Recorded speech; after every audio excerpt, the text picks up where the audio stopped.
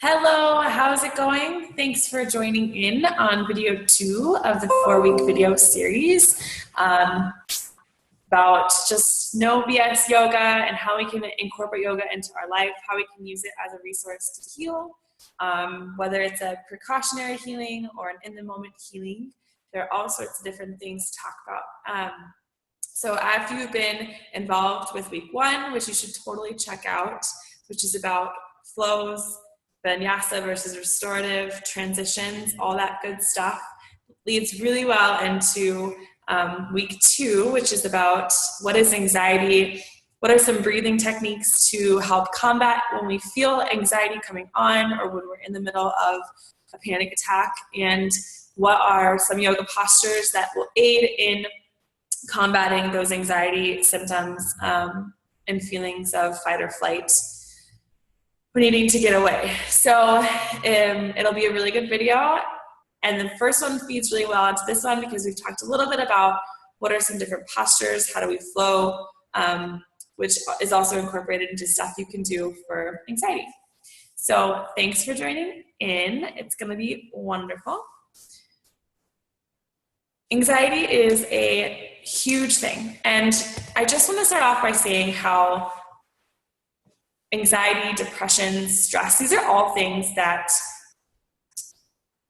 are prevalent in probably everyone's life. But because they deal with an emotional, mental state of being, not physical, we're not able to tangibly touch anxiety or tangibly touch stress.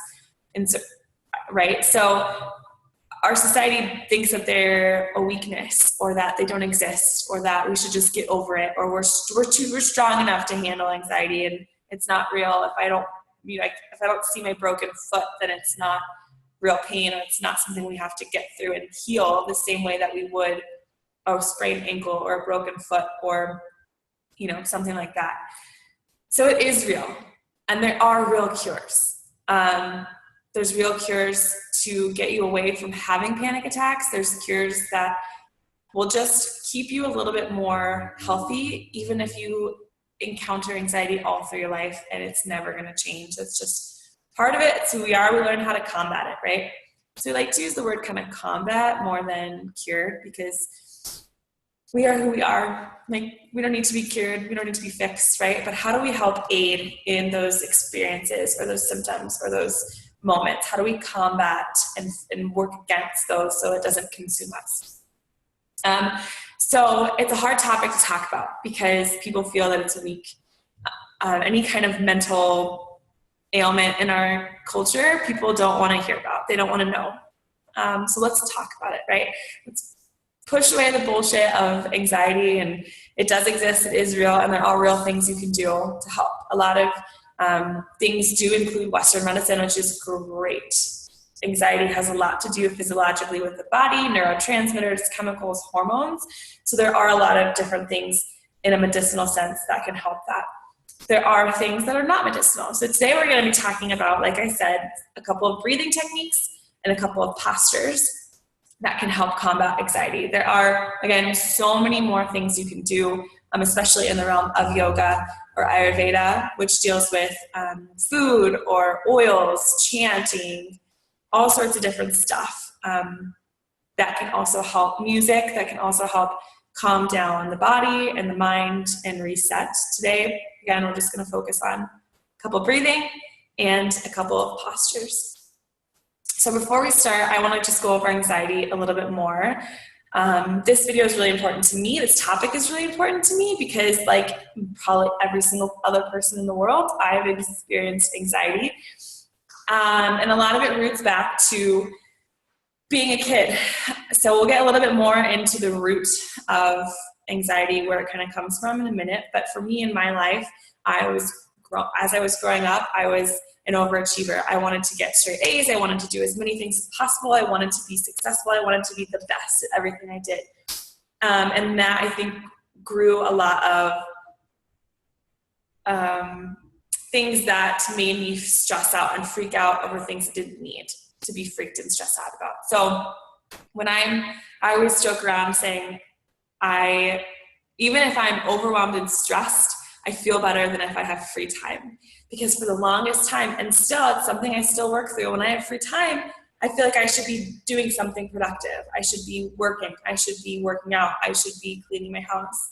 And so I get these feelings of anxiety when I feel like I'm wasting time, because I have that overachieving mindset, that mindset that says I have to do more, I have to do more, and it's really hard to be in the moment. From that, I get a little bit of anxiety, panic attacks. I feel like I'm wasting my day, wasting my time, which is unhealthy. I also have experienced a couple of times, but this last time was pretty strong, and I had never really experienced this before, so a panic attack, which thankfully I don't really experience those a lot, and I'm sure a lot of people do. So my heart goes out to that. Hopefully some of these things will help with those experiences. But I was in a hotel room, very high up, 40th floor, 30, 40, somewhere really high up there. And everything I was doing in that hotel or on that trip was in the hotel. So I never left the hotel for 2.5 days. I go back up to the hotel room, and I can feel this like shortness of breath. I can feel this kind of really weighted heaviness on my chest, and I'm fidgety. I can't slow down. I can't stop. I can't literally physically, my mind wouldn't stop. My body also wouldn't stop. And I had to stop my body, look in the mirror, look at myself and go, what is wrong?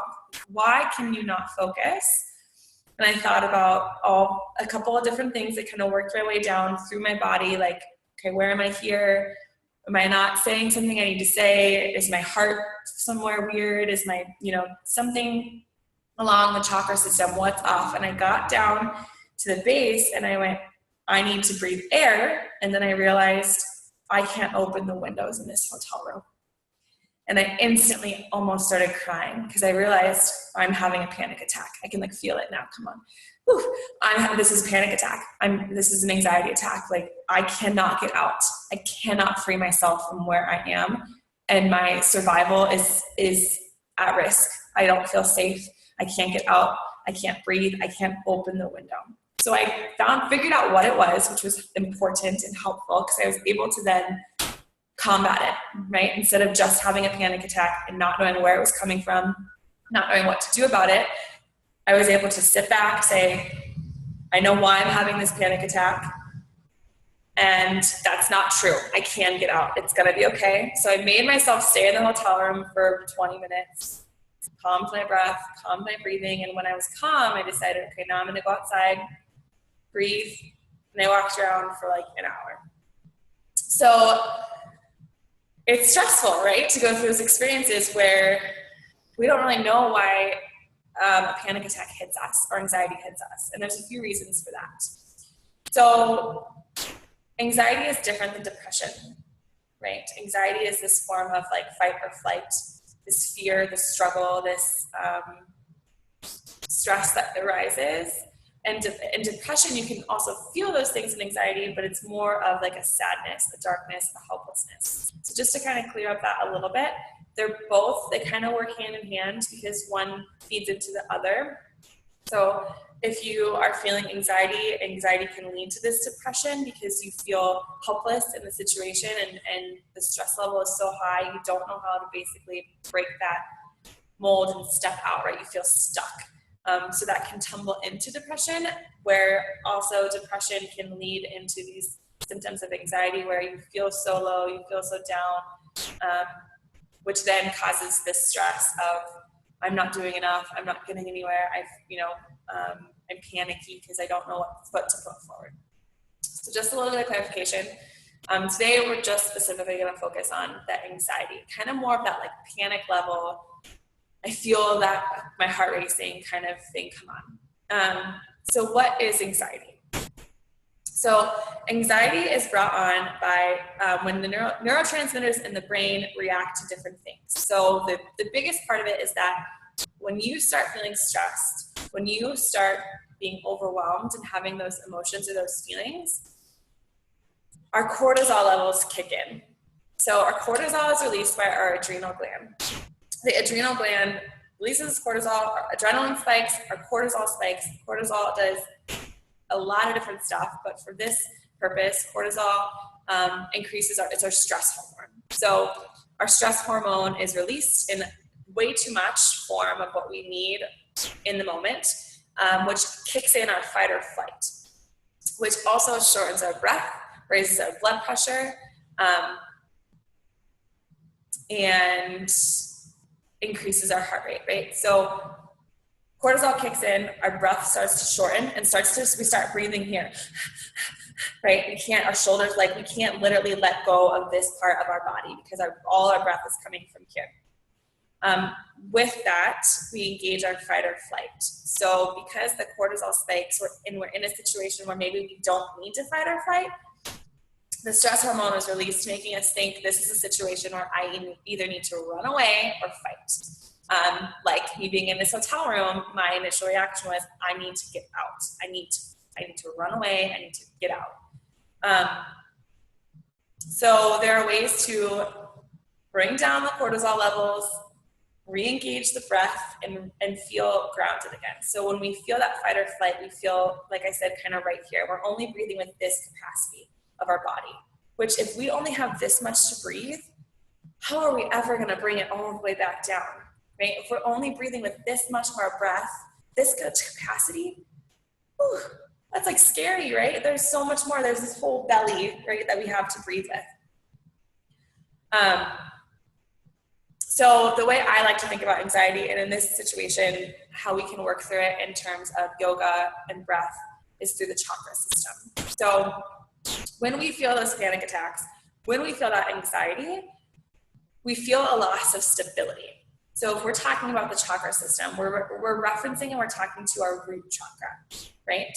And in that root chakra is where we get that sense of safety, sense of security, sense of home. So the root chakra can relate to if you're having financial problems, if you're having basic need problems. So you don't have shelter, your shelter is questionable. Your food is not right in front of your face, or water is not right in front of your face, right? It's relating to our root chakra. So the root chakra is right in the base of our body, and I'll show you when I stand up and go through a couple postures. So it's right at the base of our spine, and it holds that security. And if you've seen stuff with chakras, it's the 4-petal chakra, it's red, it's right at the base. So it provides that safety net. When our root chakra is out of balance, what do we feel?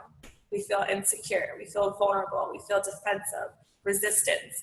We feel a lack of boundary and a lack of balance, not grounded, right? So when we relate it back to anxiety and we're up here and our heart and our chest is beating and we can't calm down, where is our root? Where is our base? Where is our security that we can sit back down on and bring the breath back from here all the way back down? So we're going to talk about different breathing techniques and postures that can help balance back out that root chakra and take what's out of the heart, what's out of the heart chakra, and balance it back out throughout the whole body. So when we feel that loss of groundedness, we feel that fight or flight. So we want to re-put in that balancedness. So again, just like when you're having a panic attack, it's hard to calm yourself, but if you know these tips and tricks, maybe that will help a little bit. So one breath work exercise that I really like is called alternate nostril breathing. And there's 2 different ways you can do it. One way you can do it actually will help to balance everything, but increase energy. So you're starting with a different way you're holding your hands in order to do that. The other way you can do it is to cool the body, cool the mind, really come down. It's often used before bed, this one would be, or if you're feeling really anxiety, you can use it. The other one might be in the morning or throughout your day when you need that boost of energy.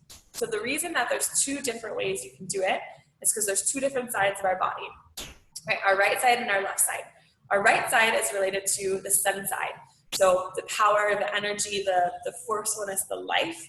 And the left side is related to our moon side. So cooling, calming, the feminine side. Okay, so alternate nostril breathing. So the way we're gonna do this, bring those fingers together. So the pointer and the middle finger can come up to the forehead, the third eye right in between the eyebrows. The thumb will come to one nostril and the ring finger will come to the other nostril. So the way to do this to calm the body is to start with the left nostril blocked first. So I'm going to block the left nostril. Exhale out of the right. And then inhale out of the right. Block the right nostril. Exhale out of the left. Inhale out of the left. Block the left. Inhale out of the right. Exhale out of the right. Inhale out of the left. Exhale out of the left.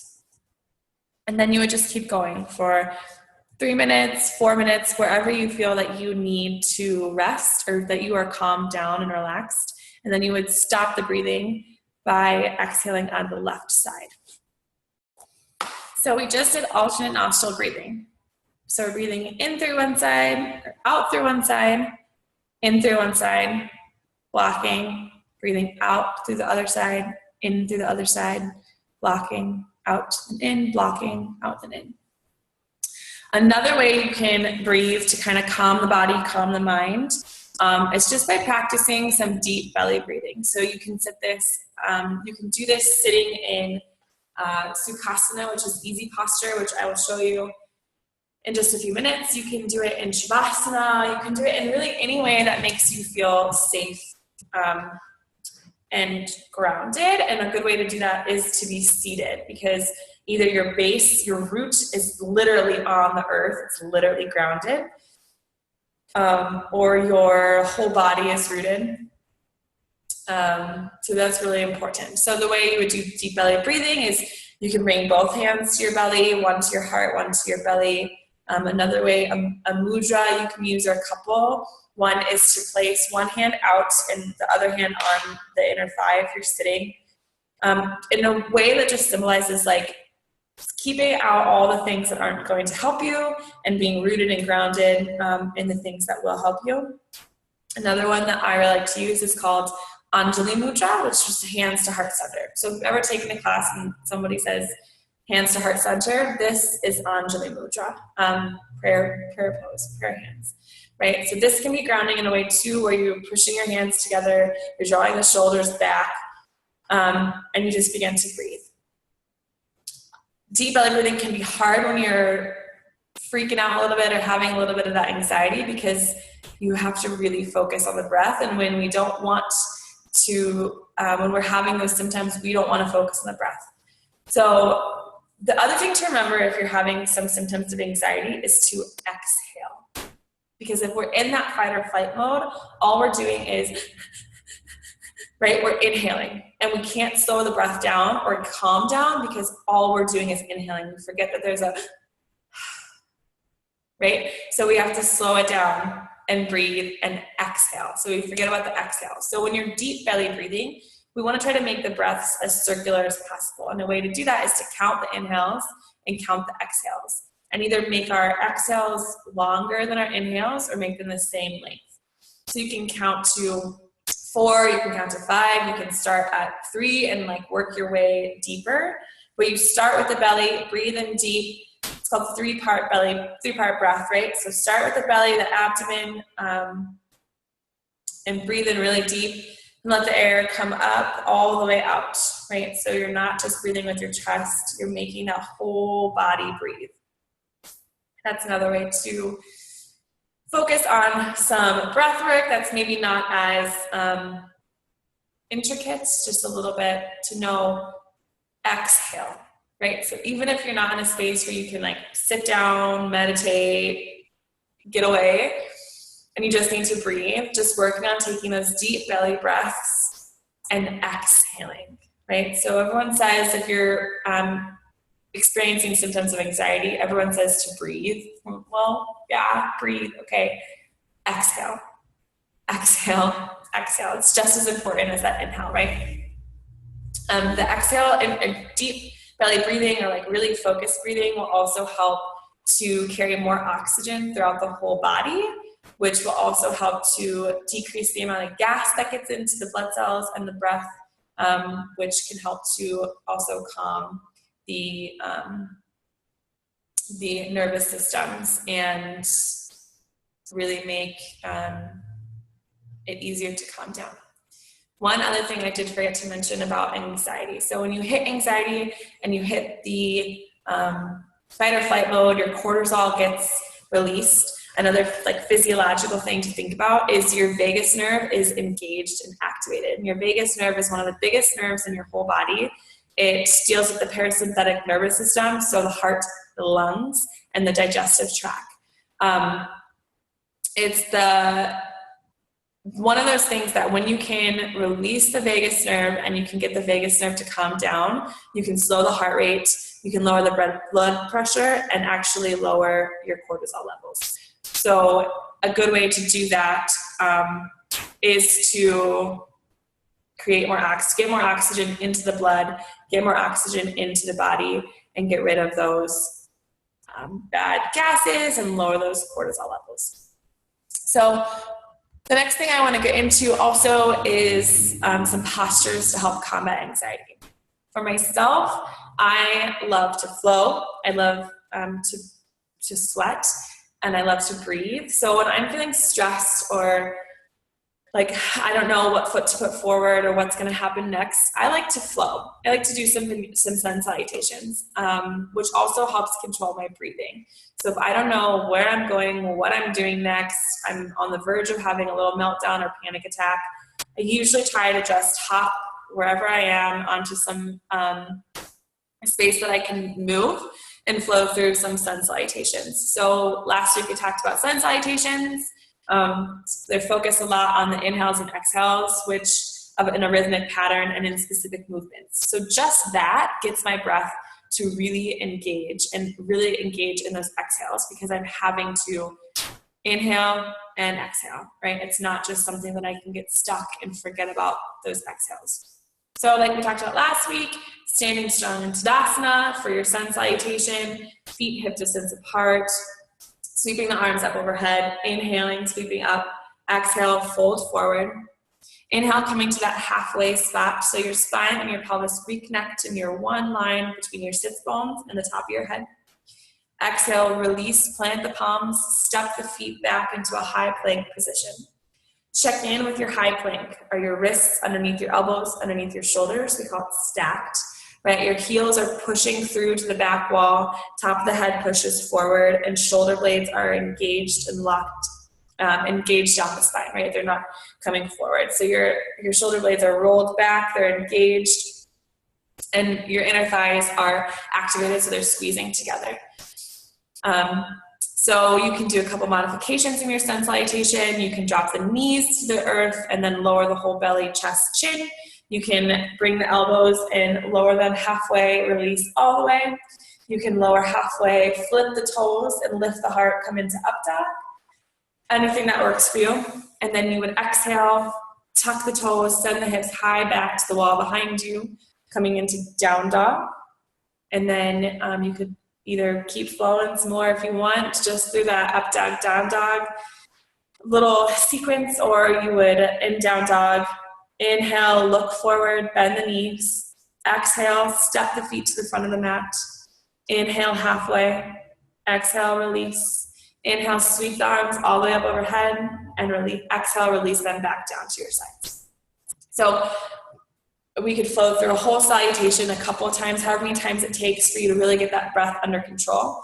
That's one way that I like to do it. If that's something that you just, nope, there's no way that you're going to either be in a position physically where you are to be able to flow, whether you're at work or in your car or any of that kind of stuff, or you just don't like doing that, there's some other things, other postures where you can just sit in those postures. Maybe even try to take them a little bit restoratively, so bringing in some props to help support so you're not having to hold tension, which doesn't help ever. So some of those are just standing straight up in Tadasana, right? So some good postures to just calm the body would be standing strong in Tadasana. So what this does What Tadasana does is just help us be rooted and grounded because we're engaging so much with our feet. So our feet feel the earth, and we can feel strong and steady and stabilized. So I was talking about that root chakra, and the root chakra is literally like the base of your spine, the base of your pelvis, the base of your body. So this whole torso, the base of that. So if that is stabilized, we're not going to ever feel grounded and ready to go.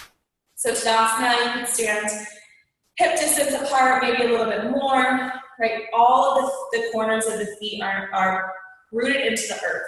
So the baby ball toe mount, the big ball toe mount, and the heel. So rooted so much that you can lift your toes up off of the floor and still be really like sturdy and strong, right? Our knees are not locked out, so we're not hyperextending. They're soft, but they're engaged, which means our inner thighs are engaged, right? They're squeezing together, they're rotating externally, so we're almost opening the hips when you feel it, but it helps to really keep that groundedness. Our shoulders are rolled down the spine. Our pelvis isn't like going back or forwards, right? So we're not tilting forward or tucking. It's just nice and neutral. And when you engage those inner thighs, when you engage inner thighs and you stand strong, like there can even be a slight bend in your knees, right? We engage the feet, we engage the inner thighs. Our pelvis kind of comes right into this really nice alignment. Shoulder blades roll down the spine. Hands can open up. Normally when we're feeling an anxiety, we want to put our palms down because it's a groundedness. So whatever feels good here for you with the palms, you can come into. Shoulder blades roll down the spine. Chin is parallel to the floor. Head is nice and straight. And we're upright. So this is a good one. If you're feeling grounded, maybe you're just at work and you can't really flow and you can just stand up, stand here, and start to breathe. That could be a good one to do. There's a few more that we can talk about. So like I said, putting your palms down. So Sukhasana, which is just known as easy pose. You can either sit on a bolster or a blanket, something that lifts the hips up a little bit higher than the knees. Just easy pose, right? So crisscross, whatever you want to call it. You see a lot of people come into this mudra when they come into easy pose, which is a peaceful mudra. But if you're feeling anxiety, you can turn those palms down, which will help you feel more grounded. So you're rooting your palms down. Another thing to do, which helps a lot in Shavasana or even in this pose, if you have something weighted like sandbags or little weights you can place in the palms of your hands to literally pull that weight down, pull that energy to the base, and just breathe. That's another good one. Some more good ones, if you have the space and you're able to, are a couple of these. So child's pose, which is really nice, right? Opening, you can open the hips to like the width of the mat or wherever they're come. If you have a bolster or something to use, you can bring that bolster right in between your thighs and just lay over the bolster, right? In this like really nice restorative child's pose. You can come into extended child's pose, or puppy pose. So hips can come up, fingers can reach out, and forehead can come to the mat. So here you're not completely inverted because you're still close to the earth. Your palms are touching the earth, but you're getting a little bit of that inversion to where you're flipping things around and allowing the body to kind of reset in a very physical way. Let's see. Another one you can do, some twists. So really like anything that you do on the ground, right? It makes you feel like you're safe and secure on the ground. So a reclined twist, right? Or you can pick the hips up, you can move the hips too. So I'm gonna twist to the right. I'm gonna pick my hips up and move them to the left and then fall over. You can use blankets underneath your knees. Here you can also put weights in your hands, right? Just a way to get you to breathe and feel as though you are safe and secure. Right? And come up, pick the hips up, move them to the right, and fall to the left. You can roll through some cat-cows. as a way to just get the body moving, flowing, come back into that breath, right? It's another way to help create that rhythm and that breath. And everyone's favorite, right, Shavasana. So I think we talked last time about some restorative postures for Shavasana. There are so many. Here you can use those sandbags. You can also place, which is really good if you're panicky and really fight or flighty, right? Because the heart chakra is going to be going wild in that fight or flight experience because all your breath is here. So in order to bring that breath down or to physically get you to be more grounded, placing a blanket or two, some kind of weight to where you're not freaking out like you're trapped, but a little bit of weight to just lay on the chest, right? And stop that panicky breathing is really helpful. So weights in the hands, weights on the chest. So like a couple of blankets or something that feels good to you. Savasana you can also take in a very restorative position where you can, open the heart. You can wrap yourself in a blanket. Those are some really good ones to help with stress and anxiety. So really anything that's gonna get you into the base of that root chakra or the spine. Make you feel grounded, putting your hands on the earth or your feet on the earth and getting deep into that breathing is all going to help. So I think that covers mostly everything. So anxiety in terms of stress, right? Our cortisol is released. So what we're really trying to do is lower that cortisol level, lower the blood pressure, lower the heart rate, and slow the breathing. We can do that in ways where we breathe, inhale and exhale, right? Either alternate nostril breathing or just deep belly breaths, which you can use visualizations for. You can use your hands on your heart and your chest to really feel where that breath is coming, or counting. I really like to count sometimes, even as simple and as silly as it sounds. Inhaling for a count of 4, exhaling for a count of 4. Inhaling, exhaling.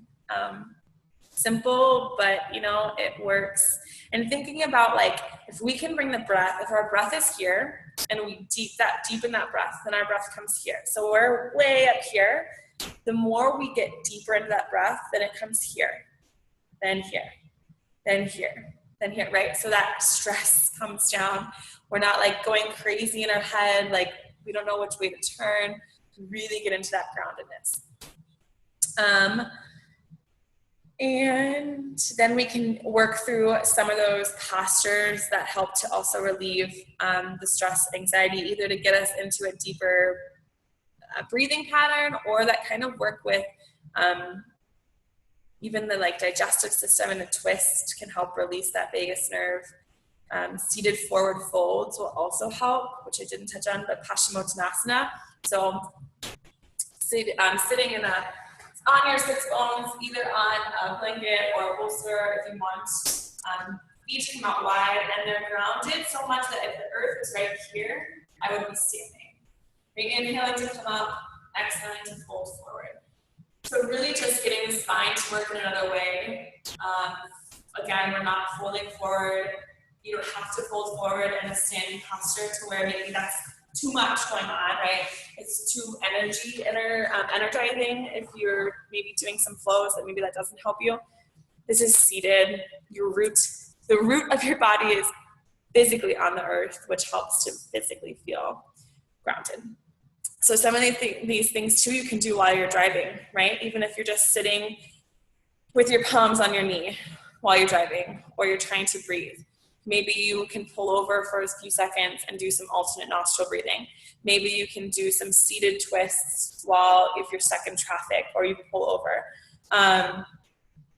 Maybe you can do some cat-cows in your car, right? So you're tilting your pelvis forward, lifting your heart, lifting your gaze, exhale, tucking and rolling. So all these things, pull over, right? Don't necessarily do if it's dangerous while you're driving, but there's definitely ways to do it anywhere you are.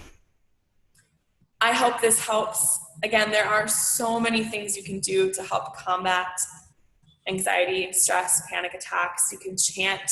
You have a mantra you like to use, you can do that. If there's oils, there are oils, but if you have oils you like to use to combat that really in your head fight or flight, lavender is a really good one. You can use those. All sorts of different stuff. If you have any questions, please let me know. Thank you for watching. I hope it was helpful, and stay tuned for next week's video, week 3 of the 4-week video series, touching on something else that you want to learn about, and I can't wait to talk to you all later. Have a wonderful day. Thanks. Bye.